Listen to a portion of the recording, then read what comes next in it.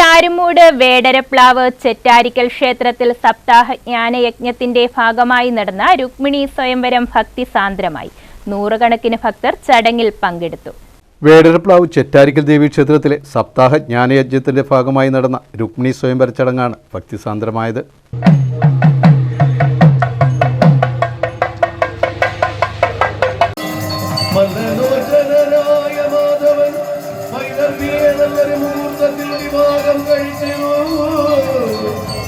യജ്ഞാചാര്യൻ തുറവൂർ ഹരികുമാറിൻ്റെയും മേൽശാന്തി ശിവകുമാർ പോറ്റിയുടെയും കാർമ്മികത്വത്തിലാണ് ചടങ്ങുകൾ നടന്നത്.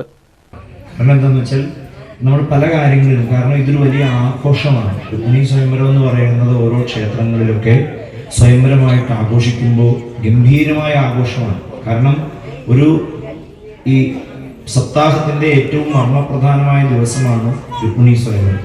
ക്ഷേത്രത്തിലെ 21ാമത് പുനഃപ്രതിഷ്ഠാ വാർഷികം ഫെബ്രുവരി 4-നും മകരഭരണി തിരുനാൾ മഹോത്സവം 5-നും വിപുലമായ പരിപാടികളോടെ നടക്കും. News bureau, Charummood.